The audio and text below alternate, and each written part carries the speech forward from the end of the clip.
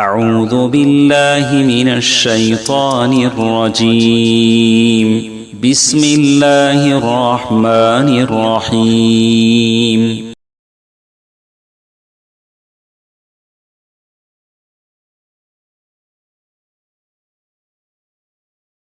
ہر قسم کی تعریف، بزرگی اور بڑائی اللہ رب العالمین کے لیے لائق و زیبا ہے، جو ہماری تمام عبادتوں کا تنہا مستحق ہے۔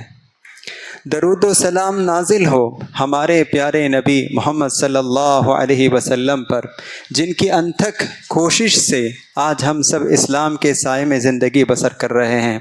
اللہ کی رحمتیں نازل ہو تمام صحابہ اکرام رضوان اللہ علیہم اجمعین پر، جنہوں نے اسلام کے اس پیغام کو دنیا کے کنارے کنارے پہنچا دیا۔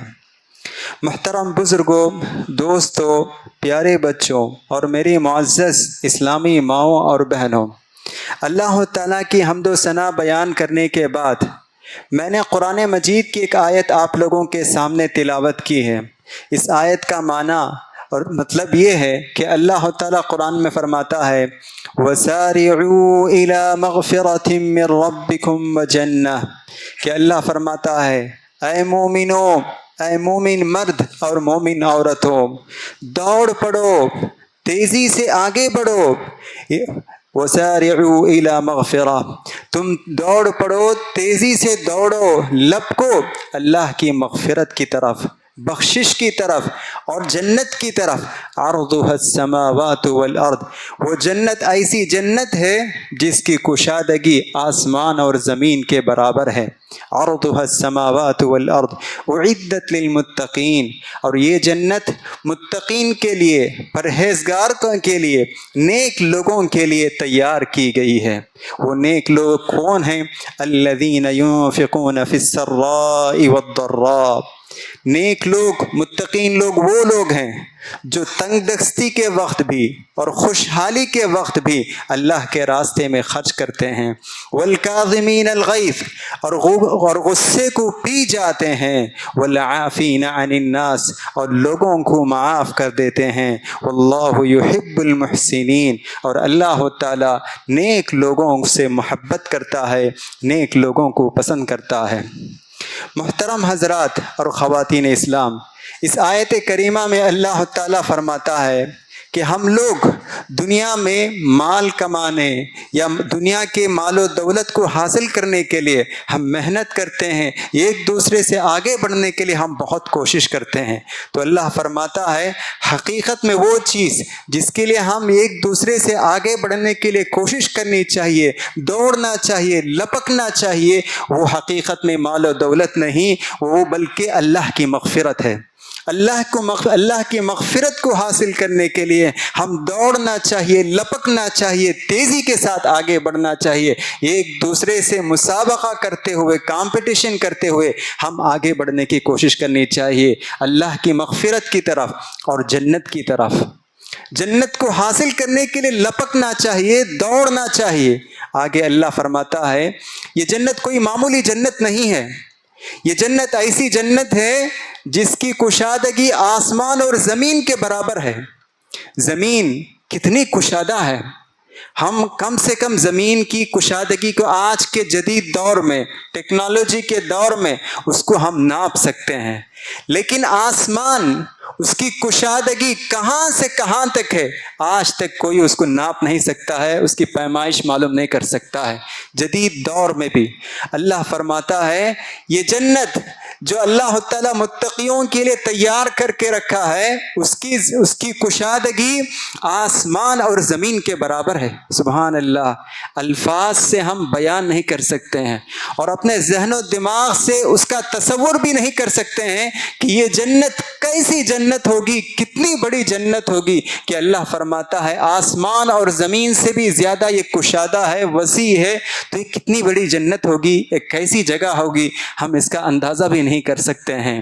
یہ بہت ہی خوبصورت گھر ہے، جنت بہت ہی خوبصورت گھر ہے، نعمتوں کا گھر ہے، ایسی جگہ ہے اس طرح کی کوئی جگہ نہ کسی انسان نے اپنے آنکھوں سے دیکھا ہے، نہ کانوں سے سنا ہے۔ اللہ کے رسول صلی اللہ علیہ وسلم جنت کے بارے میں فرماتے ہیں ما لا عین رأت ولا اذن سمعت ولم یخطر علی قلب بشر. یہ جنت ایسی جنت ہے نہ اس کے بارے میں کسی آنکھوں نے نہیں دیکھا ہے، ایسی جگہ نہ کسی آنکھوں نے دیکھا ہے، اور نہ ہی ایسی جگہ کے بارے میں کسی کان نے سنا ہے، اور ہم تصور بھی نہیں کر سکتے ہیں یہ کیسی جنت ہے، کیسی خوبصورت جگہ ہے. کم سے کم آدمی محل کا تصور کریں تو تصور کر سکتا ہے، یا کسی اونچے یا کسی بہت ہی خوبصورت باغ کا تصور کرے تو کر سکتا ہے، لیکن اللہ کے رسول فرماتے ہیں کہ ہم دل میں تصور بھی نہیں کر سکتے ہیں یہ ایسی خوبصورت جگہ ہے. وَفِيهَا مَا تَشْتَهِيهِ الْأَنفُسُ وَتَلَذُّ الْأَعْيُنُ. یہ جنت میں داخل ہونے کے بعد انسان جو چاہے گا اللہ تعالیٰ اس کو عطا کرے گا. ایسی چیزیں رہیں گی جس کو دیکھ کر اس کی آنکھیں لذت محسوس کرے گی.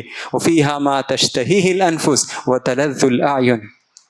یہ جنت کیسی پیاری جگہ ہے، اس کا اندازہ لگانے کے لیے ایک قصہ میں سنا کر اپنی بات کو آگے بڑھاتا ہوں. پیارے رسول صلی اللہ علیہ وسلم فرماتے ہیں قیامت کے دن ایک مومن جو اپنی ساری زندگی تکلیف اور مشقت اور مصیبت میں گزارا ہوگا، اللہ تعالیٰ کے پاس اس آدمی کو لایا جائے گا. تھوڑی دیر کے لیے، بس ایک جھونکا، تھوڑی دیر کے لیے اس کو جنت میں داخل کیا جائے گا. تھوڑی دیر اس کو جنت میں داخل کرنے کے بعد پھر اس کو نکال لیا جائے گا، اور اللہ تعالیٰ اسے سوال کرے گا ہل رأیت بؤسا قط. اے مومن، اے آدمی، کیا تم نے اپنی زندگی میں کبھی تکلیف محسوس کی ہے، کبھی مصیبت کا سامنا کیا ہے؟ تو وہ قسم کھا کر کہے گا واللہ ما رأیت قط. اے اللہ، زندگی بھر میں نے کسی تکلیف اور مصیبت کا سامنا ہی نہیں کیا ہے. سبحان اللہ، زندگی بھر تکلیف اور مشقت میں گزری ہے، بس صرف ایک جھونکا جنت میں داخل ہوا اور جنت سے باہر نکال لیا گیا، اور یہی کچھ دیر کی نعمت زندگی بھر کی ساری مصیبتوں کو بھلا دی. اگر کوئی شخص اسی جنت میں ہمیشہ ہمیشہ رہنے والا ہوگا تو کیا سما ہوگا، اور اس کی نعمت کا کیا اندازہ ہم کر سکتے ہیں. سبحان اللہ. تو یہ ہے جنت. اللہ تعالیٰ کہتا ہے یہ جنت میں متقیوں کے لیے تیار کر کے رکھا ہوں. اعدت للمتقین، یہ میں متقیوں کے لیے میں تیار کر کے رکھا ہوں. متقین کون ہیں؟ ان کا کوئی رنگ نہیں، ان کے کوئی زبان نہیں، ان کا کوئی لباس نہیں، ان کے کچھ صفات ہیں، یہی ان کی پہچان ہے. جس آدمی کے اندر یہ صفات ہو تو یہی متقی ہے، اور یہی اس جنت کا حقدار ہوگا، یہی اس جنت کا وارث ہوگا. اگر کسی آدمی میں یہ صفات نہ ہو تو وہ اس جنت کا وہ وارث نہ ہوگا. اگرچہ کہ اس کی زبان عربی ہو، اردو ہو، یا کچھ بھی اس کا رنگ ہو، کالا ہو، گورا ہو، تو وہ اس جنت کا وارث نہیں ہوگا. تو آج میں اپنے اس خطبے میں مختصر طور پر متقین کی صفات کیا ہیں جو جنت کے وارث بن سکتا ہے، جس کے اندر یہ صفات ہو تو وہ جنت کے وارث بن سکتا ہے، اسی پر میں اپنی بات کو آگے بڑھاتا ہوں. دیکھیے اللہ تعالیٰ سب سے پہلے کہتا ہے الذین ينفقون فی السراء والضراء. متقین وہ ہیں جو تنگ دستی کے وقت بھی اور خوشحالی کے وقت میں بھی اللہ کے راستے میں خرچ کرتے ہیں. کم زیادہ، اگر تنگ دستی ہے تب بھی اللہ کے راستے میں خرچ کرتے ہیں، خوشحالی ہے تب بھی اللہ کے راستے میں خرچ کرتے ہیں. تو اس سے معلوم ہوتا ہے کہ مومن ہمیشہ اللہ کے راستے میں خرچ کرتا ہے، چاہے زندگی میں تکلیف ہو یا خوشحالی ہو. عام طور پر جیسے ہی ہم کہتے ہیں کہ اللہ کے راستے میں خرچ کرنا تو ہماری نظر سب سے پہلے مالداروں پر پڑتی ہے. ہم توقع یہی کرتے ہیں کہ مالدار لوگ اللہ کے راستے میں خرچ کریں. نہیں، مومن کی یہ صفت ہے کہ ہر مومن اللہ کے راستے میں خرچ کرنا چاہیے. اللہ کے پاس کوانٹٹی مطلوب نہیں ہے، کوالٹی مطلوب ہے. اللہ یہ نہیں دیکھتا ہے کہ تم کتنا دیتے ہو، بلکہ اللہ یہ دیکھتا ہے کہ تم کیسے دیتے ہو، کیا نیت سے تم دیتے ہو، یہی اللہ تعالیٰ دیکھتا ہے. اللہ کے رسول نے فرمایا ان اللہ لا ينظر الى صورکم ولا الى اجسامکم ولكن ينظر الى قلوبکم. اللہ تمہارے چہروں کو بھی نہیں دیکھتا ہے، تمہارے چہرے کا رنگ کالا ہے، گورا ہے، یہ بھی نہیں دیکھتا ہے. ولا ينظر الى اجسامکم، تمہارے جسم کو بھی نہیں دیکھتا دیکھتا ہے تم موٹے ہو یا دبلے ہو، بلکہ اللہ تمہارے دل کو دیکھتا ہے۔ تم 1 روپے بھی اللہ کے راستے میں اخلاص کے ساتھ اللہ کے لیے، اللہ کے واسطے، اللہ کی رضا حاصل کرنے کے لیے دیتے ہیں تو وہ کروڑ روپیوں سے بھی بہتر ہے جو شخص نام کے لیے، شہرت کے لیے اللہ کے راستے میں خرچ کرتا ہے۔ تو اللہ کے راستے میں ہمیشہ خرچ کرتے رہنا چاہیے۔ صدقہ افضل اعمال میں سے ایک عمل ہے، اللہ کے راستے میں خرچ کرنا سب سے بہترین عمل میں سے ایک عمل ہے، ایسا عمل ہے جو اللہ کے غصے کو بجھا دیتا ہے۔ اللہ کے رسول نے فرمایا الصدقہ تطفئ غضب الرب، کہ صدقہ جس طرح پانی آگ کو بجھا دیتا ہے، بالکل ایسے ہی جس طرح پانی آگ کو بجھا دیتا ہے اسی طرح صدقہ اللہ کے غصے کو بجھا دیتا ہے۔ سبحان اللہ۔ یہی نہیں، صدقے کا ایک فائدہ یہ بھی ہے کہ صدقے سے مال میں برکت ہوتی ہے۔ ہمیشہ ہم خرچ کرتے رہیں، 1 روپے 2 روپے جتنے اللہ تعالیٰ طاقت دیا ہے، ہر دن کچھ نہ کچھ خرچ کرتے رہنا چاہیے۔ متقین کی اہم صفت میں سے ایک صفت ہے، اور اس سے مال میں برکت ہوتی ہے۔ صدقہ کرنے سے مال میں کوئی کمی نہیں ہوتی ہے بلکہ برکت ہوتی ہے۔ یہ جو آپ خرچ کرتے ہیں، اللہ کے راستے میں دیتے ہیں، یہ دوسرا مال لے کر آتا ہے۔ اللہ کے رسول صلی اللہ علیہ وسلم فرماتے ہیں ما من یوم، ہر دن 2 فرشتے اترتے ہیں، 2 فرشتے اترتے ہیں۔ فرشتے اللہ کے سب سے نیک بندے ہیں، نیک بندے ہیں، عباد نیک، اور وہ فرشتے مخلوق کے لیے، ہم لوگوں کے لیے دعا بھی کرتے ہیں۔ تو اللہ کے رسول فرماتے ہیں کہ فرشتے 2 فرشتے اترتے ہیں، ایک فرشتہ یہ دعا کرتا ہے اللہم اعط منفقا خلفا، اے اللہ جو شخص تیرے راستے میں خرچ کرتا ہے تو اس کو بہتر بدلہ عطا فرما۔ اور دوسرا فرشتہ کہتا ہے اللہم اعطی ممسکا تلفا، اے اللہ جو بندہ اللہ کے راستے میں خرچ نہیں کرتا ہے، مال کو روکے ہوئے رکھا ہے، تو اس کے مال میں بربادی پیدا فرما۔ فرشتے دعا کرتے ہیں، کیا یہ دعا اللہ کے پاس قبول نہیں ہوگی؟ ہمیں کوئی شک ہے؟ شک ہی نہیں ہونا چاہیے۔ فرشتے ہیں اللہ کے نیک بندے، نور سے پیدا کیے ہوئے مخلوق ہیں، یہ اللہ سے دعا کرتے ہیں۔ تو اسی لیے ہمیشہ ہر دن کچھ نہ کچھ اللہ کے راستے میں صدقہ کرنا چاہیے۔ بیماری کا علاج کا ایک کامیاب طریقہ یہ ہے کہ ہم صدقہ کریں۔ اللہ کے رسول نے فرمایا داووا مرضاکم بالصدقہ، تم اپنے بیماروں کا صدقہ اور خیرات سے تم علاج کرو۔ اگر بیمار ہو گئے، ڈاکٹر کے پاس جانے سے پہلے، ہسپتال جانے سے پہلے کچھ مال بیوہ، غریب، مسکین، فقراء، محتاج، ضرورت مندوں پر کچھ مال خرچ کر کے دوبارہ ہسپتال کا رخ کرو۔ انشاءاللہ ضرور اللہ تعالیٰ اس صدقے کے ذریعے سے تمہیں شفا عطا کرے گا۔ اور یہ مجرب بہت آزمودہ نسخہ ہے، یہ کوئی بے بنیاد بات نہیں ہے، بلکہ کئی ایسے واقعات ہیں دور حاضر میں بھی اور زمانہ ماضی میں بھی، کئی ایسے واقعات ہیں کہ اللہ تعالیٰ نے انہی دوا کے ذریعے سے شفا عطا نہیں کیا، بلکہ صدقہ اور خیرات کے ذریعے سے اللہ تعالیٰ نے ان کو شفا عطا کیا ہے۔ تو اسی لیے ہمیں چاہیے کہ ہم بھی صدقہ اور خیرات کا اہتمام کریں۔ یہ متقین کی پہلی اور اہم صفت ہے جس پر ہمیں توجہ دینے کی ضرورت ہے۔ دوسری بات اللہ تعالیٰ کہتا ہے والکاظمین الغیظ، متقین کی ایک صفت، اہم صفت یہ ہے کہ وہ غصے کو پی جاتے ہیں۔ غصہ آتا ہے تو غصے کو ظاہر نہیں کرتے ہیں، غصہ آتا ہے تو کیا ہے سامنے کچھ نہیں دیکھتے ہیں، سب کو مار دیتے ہیں، گالی ایسا نہیں، غصہ آتا ہے تو غصے کو کنٹرول کرتے ہیں، غصے کو پی جاتے ہیں۔ یہ متقین کی دوسری اہم صفت ہے۔ غصہ ہر انسان میں ہے، ہر انسان کے اندر فطرتاً غصہ یہ موجود ہے۔ کوئی انسان یہ دعویٰ نہیں کر سکتا ہے کہ مجھے غصہ نہیں آتا ہے۔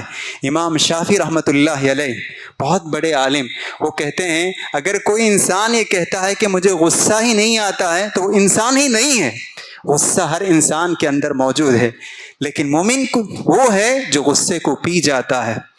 غصے کی 2 قسمیں ہیں، ایک ہے قابل تعریف غصہ اور ایک ہے قابل مذمت غصہ، مذموم غصہ جو اچھا نہیں ہے۔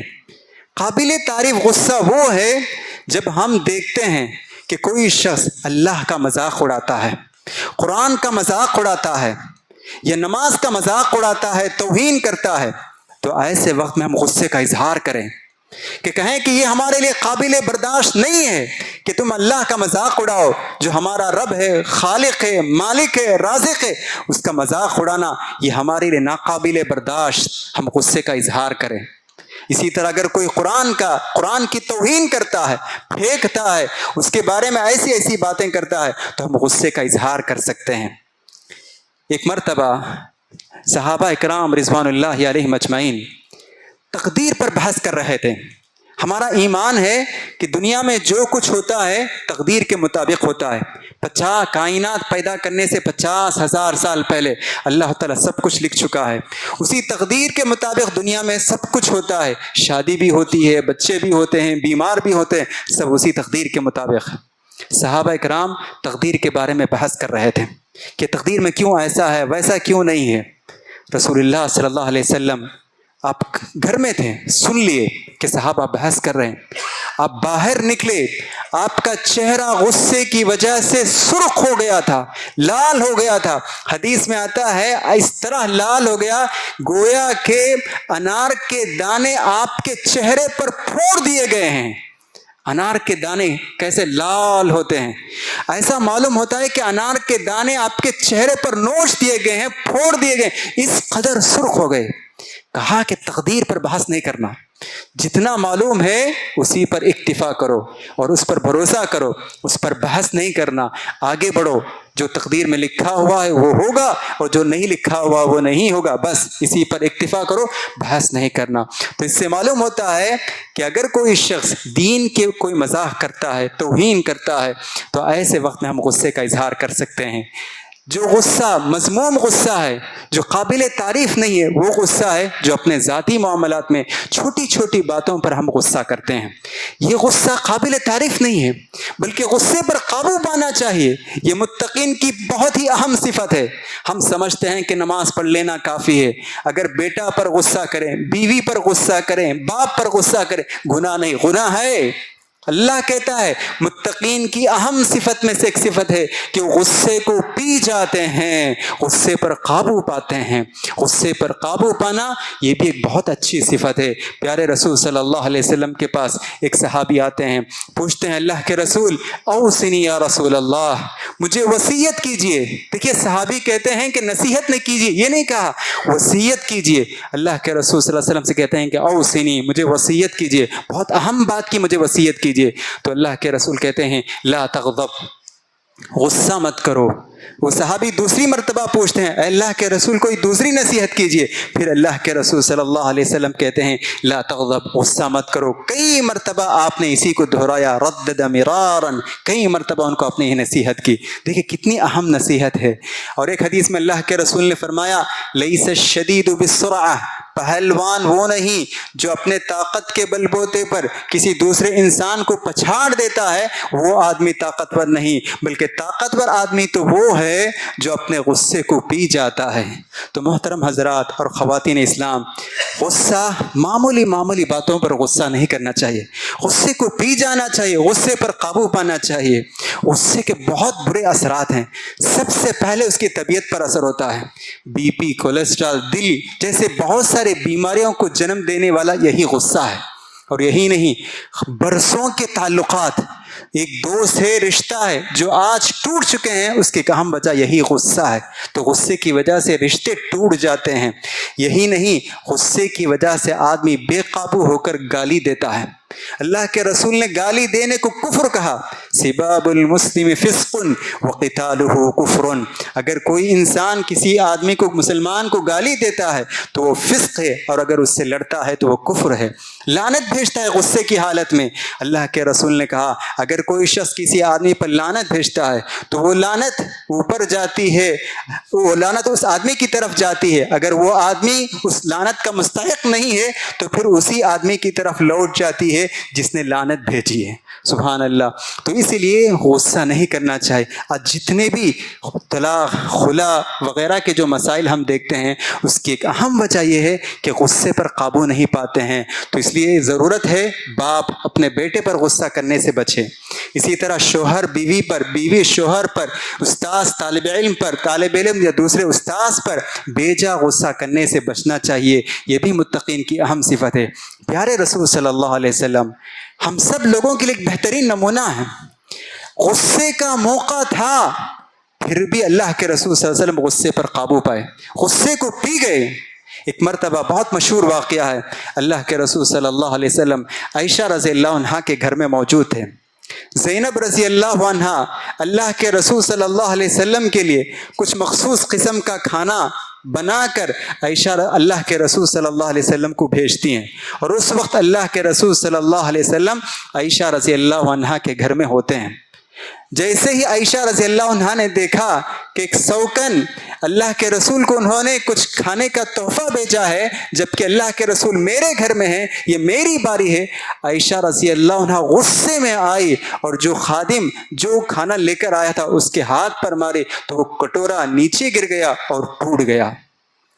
دیکھیے بھڑکاؤ کا مسئلہ تھا، انہوں نے ہاتھ مارا اور نیچے گرا، کھانا بھی ضائع ہوا اور کٹورا بھی ٹوٹ گیا. اللہ کے رسول چاہتے تو عائشہ رضی اللہ عنہا پر غصے کا اظہار کرتے، مار بھی سکتے تھے، کچھ بھی کہہ سکتے تھے، لیکن غصے کو پی گئے. اللہ کے رسول نے کچھ نہیں کہا غارت امکم، تمہاری ماں کو غصہ آ گیا، تمہاری ماں کو غیرت جاگ گئی. تو پھر اللہ کے رسول صلی اللہ علیہ وسلم نے وہ ٹوٹا ہوا کٹورا کو وہیں چھوڑ دیا، پھر دوسرا کٹورا آپ نے لے کر آیا اور اس خادم کو دے کر آپ بھیج دیے. دیکھیں کیسا یہاں ہمیں عبرت حاصل کرنی ہے.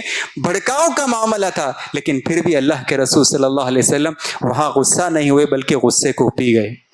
تیسری صفت اللہ فرماتا ہے وَالْعَافِينَ عَنِ النَّاسِ، لوگوں کو معاف کرنے والے ہوتے ہیں. ہر انسان غلطی کرتا ہے، ہم سب غلطی کے پتلا ہیں، ہر وقت ہر کسی نہ کسی مسئلے میں ہم سے غلطی ہوتی ہے. تو اللہ فرماتا ہے متقین کی ایک اہم صفت یہ ہے کہ لوگوں سے جب غلطی ہو جاتی ہے تو وہ معاف کر دیتے ہیں، انتقام نہیں لیتے ہیں، بدلہ نہیں لیتے ہیں. وَالْعَافِينَ عَنِ النَّاسِ، بلکہ وہ لوگوں کو معاف کر دیتے ہیں. یہ بھی ایک اہم صفت ہے. آج ہم دیکھتے ہیں کہ ہمارے معاشرے میں برسوں پہلے ہم کوئی غلطی کیے ہوں گے، آج وہ غلطی کا انتقام وہ لیتے ہیں. بھائی کو بخشنے کے لیے تیار نہیں، فلاں وقت اس نے فلاں کہا تھا، میں اس کا بدلہ لے کر رہوں گا. بہن کو معاف کرنے کے لیے تیار نہیں، انہوں نے مجھے فلاں دن یہ کہا تھا، آج میں بدلہ لے کر رہوں گی. یہ ہم دیکھتے ہیں، اسی وجہ سے رشتے ٹوٹ جاتے ہیں، محبت کی جگہ نفرتیں پیدا ہوتی ہیں. تو اللہ تعالیٰ فرماتا ہے متقی وہ ہے جو معاف کر دیتا ہے. معاف کرنا بڑے لوگوں کی علامت ہے. معاف کرنے سے آدمی چھوٹا نہیں ہوتا ہے بلکہ بڑا ہوتا ہے، اللہ کے پاس اس کا مقام بلند ہوتا ہے. اللہ کے رسول صلی اللہ علیہ وسلم فرماتے ہیں کہ جو ما عفا عبد، کہ جو بھی انسان، جو بھی اللہ کا بندہ اپنے کسی غلطی کی وجہ سے یا اس پر کچھ ظلم ہوا اور اللہ کے واسطے وہ اس کو معاف کر دیتا ہے تو اللہ تعالیٰ اس کے مرتبے کو بلند کرتا ہے، بڑھا دیتا ہے. تو معاف کرنا چاہیے. پیارے نبی صلی اللہ علیہ وسلم ہمارے لیے اس معاملے میں بہت بہترین نمونہ ہے. ہم سب جانتے ہیں کہ عبداللہ بن ابی منافقوں کا سردار تھا. دیکھیں کیسے اللہ کے رسول صلی اللہ علیہ وسلم معاف کرتے تھے.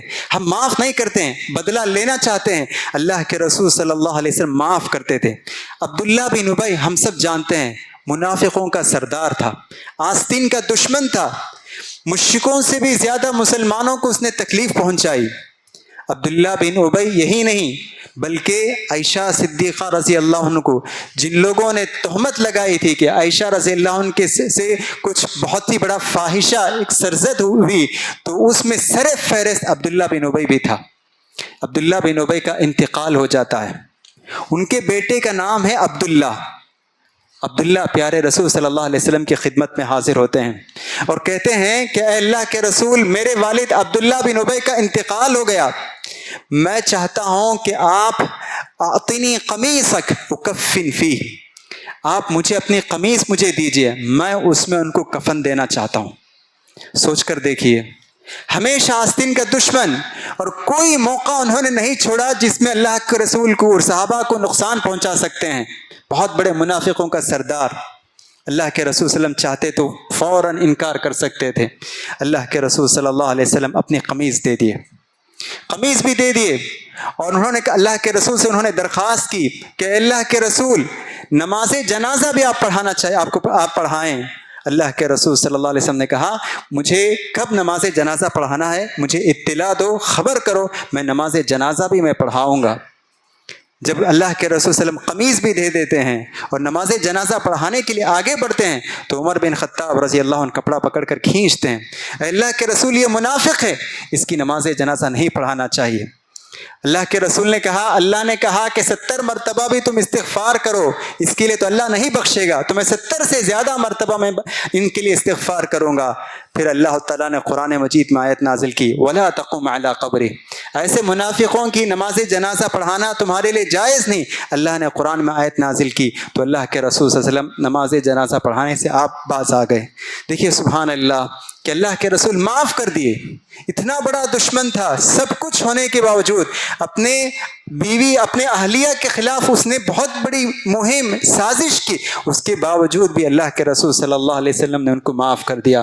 تو ہمیں چاہیے کہ ان تینوں صفت کا ہم جائزہ لیں، کیا میرے اندر انفاق فی سبیل اللہ یہ صفت ہے یا نہیں، غصے کو پی جانا یہ صفت ہے یا نہیں، اسی طرح معاف کرنا یہ تینوں صفت ہے یا نہیں، اپنا جائزہ لینے کی کوشش کریں۔ آخر میں ایک بات کہہ کر اپنی بات کو ختم کرتا ہوں۔ آخر میں اللہ تعالیٰ کہتا ہے متقین کی صفات میں سے ایک صفت یہ ہے، والذین اذا فعلوا فاحشۃ او ظلموا انفسهم ذکروا اللہ فاستغفروا لذنوبہم، کہ اللہ کہتا ہے متقین کی ایک صفت میں سے ایک صفت یہ بھی ہے کہ جب وہ لوگ کوئی برائی کرتے ہیں تو فوراً اللہ کو یاد کرتے ہیں، اللہ سے مغفرت طلب کرتے ہیں، اللہ سے استغفار کرتے ہیں کہ اے اللہ مجھ سے یہ گناہ سرزد ہو گیا، مجھ سے یہ غلطی ہو گئی، اے اللہ مجھے معاف فرما، تو اللہ تعالیٰ ان کو معاف کر دیتا ہے۔ اور آخر میں اللہ کہتا ہے ایسے ہی لوگوں کے لیے اللہ تعالیٰ باغات تیار کر کے رکھا ہے جن کے نیچے سے نہریں بہتی ہوں گی۔ تو اس لیے ہمیشہ ہم اللہ سے استغفار کرتے رہنا چاہیے، ہمیشہ اللہ سے مغفرت کی دعا کرتے رہنا چاہیے کہ اے اللہ تو ہماری مغفرت فرما، اے اللہ میرے گناہوں کو معاف فرما۔ عبداللہ بن عمر رضی اللہ عنہ کہتے ہیں کہ کبھی کبھی پیارے رسول صلی اللہ علیہ وسلم مجلس میں ہوتے، آپ یہ دعا یعنی استغفار کی دعا رب اغفر لی وتب علی، یہ دعا کبھی کبھی آپ 100 مرتبہ پڑھتے تھے۔ ہم گنتے تھے کتنے مرتبہ اللہ کے رسول پڑھتے تھے، رب اغفر لی رب اغفر لی، کبھی کبھی 100 مرتبہ تک اللہ کے رسول صلی اللہ علیہ وسلم یہ دعا پڑھتے تھے کہ اللہ مجھے معاف فرما۔ حالانکہ اللہ کے رسول صلی اللہ علیہ وسلم آپ کے اگلے پچھلے سارے گناہ معاف ہو گئے، سب سے پہلے جنت میں داخل ہونے والے ہیں، لیکن اس کے باوجود بھی اللہ کے رسول صلی اللہ علیہ وسلم یہ دعا آپ کثرت سے پڑھتے تھے۔ تو بہرحال یہ 4 صفات ہیں، یہی متقین کی اہم صفات ہیں۔ تو ہمیں چاہیے کہ ہم میں سے ہر ایک، چاہے وہ مرد ہوں کہ عورت، ہم سب اپنا آپ کا حساب لیں کہ کیا 4 صفات موجود ہیں تاکہ میں متقین کی فہرست میں شامل ہو جاؤں۔ اگر یہ 4 صفت میں کچھ کمی بیشی ہے تو اس کی تلافی کرنے کی کوشش کرنی چاہیے، ورنہ ہم متقین کے فہرست میں ہم شامل نہیں ہوں گے۔ اللہ تعالیٰ سے دعا ہے کہ اللہ تعالیٰ کہنے والوں کو بھی سننے والوں کو بھی عمل کرنے کی توفیق عطا فرمائے۔